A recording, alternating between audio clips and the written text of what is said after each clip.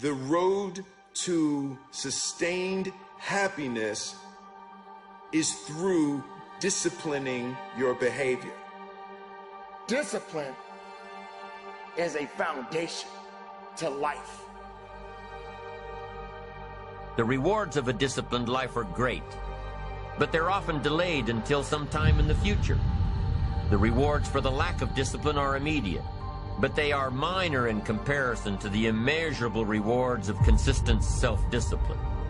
An immediate reward for lack of discipline is a fun day at the beach. A future reward of discipline is owning the beach. For most, we choose today's pleasure rather than tomorrow's fortune. The battle is actually in your head.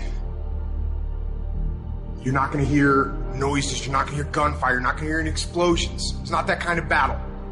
What's in your head is weakness and laziness, and they're not attacking, they're sneaking around. They're poisoning the strength in your brain. Don't say you can't. Don't say this is going to happen. Don't quantify it and say, well, if I show up, this better happen. Just show up and put the work in.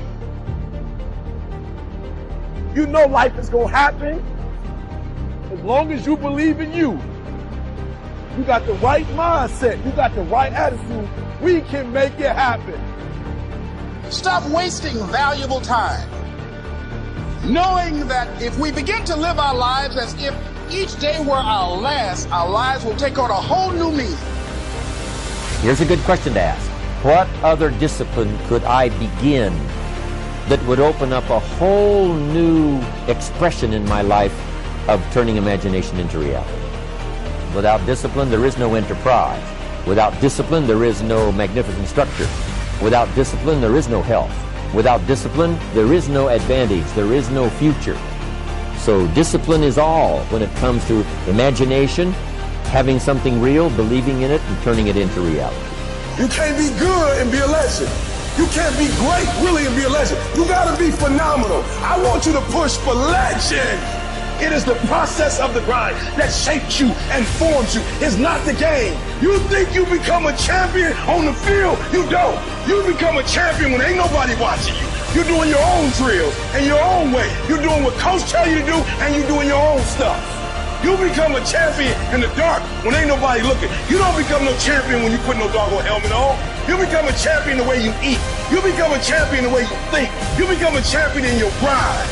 When nobody knows what you're doing, when you put in those extra reps, when you're watching those videos and you getting inspired, when you change your music and you just get on stage and you shine. It's the process that makes you sweet. Take a bit of a look at yourself and think about what's not so good that you could improve, that you should improve by your own standards, and that you would improve, you know, and set yourself a little goal. You know, maybe you're not studying at all at your university, or maybe you're at work and you've got this stack of paper there, you know, and you haven't looked at that damn stack for like a month, and you know that you should be, and you're bothering yourself at night because you're avoiding that. It's like, maybe think, well, I've avoided that stack of paper completely for 1 month. I'm quite a coward when it comes to whatever snakes might be hidden in that stack of paper. How about tomorrow I just like put that stack of paper in front of me on my desk and I glance through it for 15 seconds. See if I can do that. It's like, well, you set yourself a goal of improvement. You know, it's a humble goal, because really, are you such a coward that the best that you can bloody well manage after a month of avoidance is 15 seconds of exposure to a stack of paper? You know, it could easily be. You've been avoiding it, so you're obviously afraid of it, and so the situation could be that dismal and dire, and you might think, well, geez, it's no balm to my ego. It's not fostering the strength of my ego to recognize in myself someone who could only withstand 15 seconds of exposure to that thing I'm afraid of. And so that's a form of humility too. It's like, there's things you could do to improve, and you know what they are. And there's small steps that you could take, that you might take, that would put you in that direction. And then the question is, are you big enough to take those small steps? You know, are you capable of grappling with the fact that you're fundamentally flawed to the point where you have to break things down into almost childlike steps in order to manage them? And the answer to that is, yeah, you are. And that's the lot of, I don't know if it's the lot of everyone. Most people have things they avoid, you know, and they're afraid of. So I would say to some degree, it's the lot of everyone. People vary in the degree to which they've conquered that. And you do meet people from time to time who are extraordinarily disciplined. But most of the time they've got disciplined in exactly this manner. It's through slow incremental improvement. And then you challenge yourself. It's like, well, could I do this? That would be better. And you find out. And then you think, well, is there something slightly larger and more challenging that I could do that would be better? And you try it and you find out. And as you try it and you find out, generally you get better at it and you can take on larger and larger challenges. And people use the word victim so much, and I don't really think we spend a lot of time really unraveling the idea. But if I said to you, Jay, how are you doing today? And you said, well, I'm really upset because of this person or this circumstance or this condition in my life, then what we're saying, this is not conscious. This is an unconscious program. What we're saying is somebody out there is actually controlling the way I'm feeling and the way that I'm thinking. So if something out there is controlling your feelings and your thoughts, you're a victim to whoever, whatever that is. Now, here's the challenge. The challenge is when things go really well, then you are feeling really good. But when things aren't going very well, then you're feeling pretty bad. So then the end result of that is that many people then become unconsciously reliant on something out there to change how they feel and hear. But if they don't understand that they're creating reality all the time and they're living in lack, in unworthiness, in separation for their whole entire life, waiting for the event to happen to take away their lack or emptiness, well, they'll spend their whole entire life wishing, wanting, waiting, hoping. And so then that creates further separation from things changing. So then the idea then is to turn that battleship around.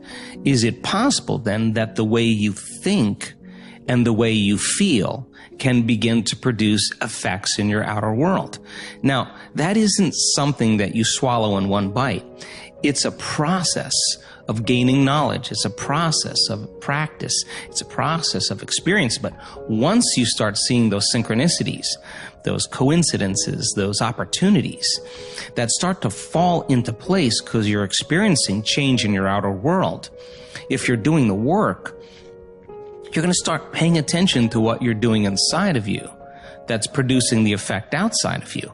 And once you correlate the changes of what you're doing inside of you with the effect you produce outside of you, you're going to pay attention to what you did and you're going to do it again. And all of a sudden, you're going to start believing more that you're the creator of your life and less of the victim of your life. So if your thoughts and feelings somehow have an effect on your outer world and you're reacting to the same people at the same place at the same time in the same circumstances, then you're actually reaffirming the same reality because you're thinking equal to everything that you know. So that in order to change that, we have to begin to be greater than our environment. And a being is how we think and feel.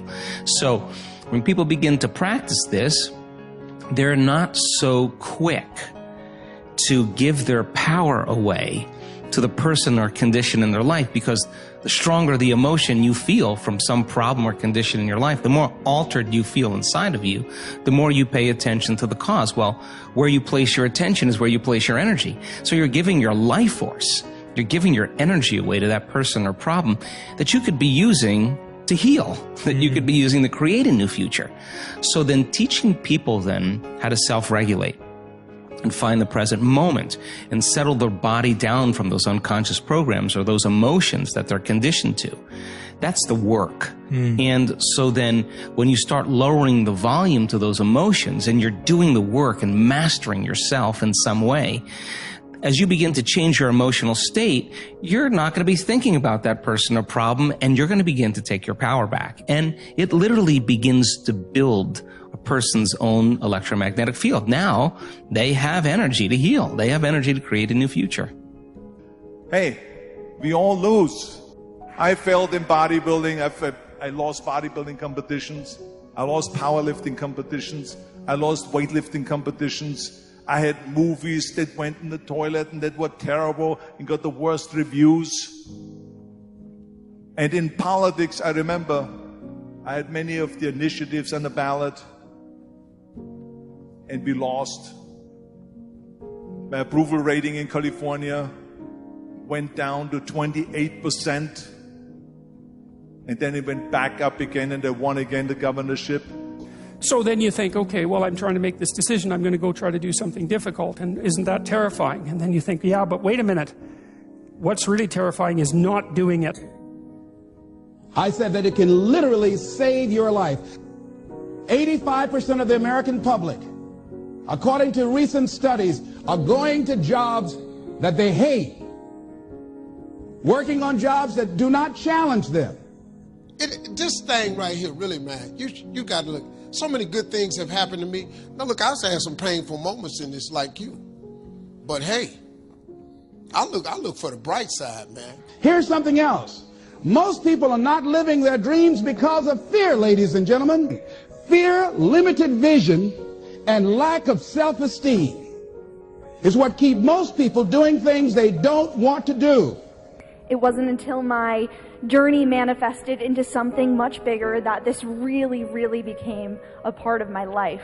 And what was terrible and slow and painful has become something that I love and I thrive on. And it's something that I'm so thankful to have as an outlet in my life today that I wouldn't have had otherwise if I hadn't dared to get involved in the first place.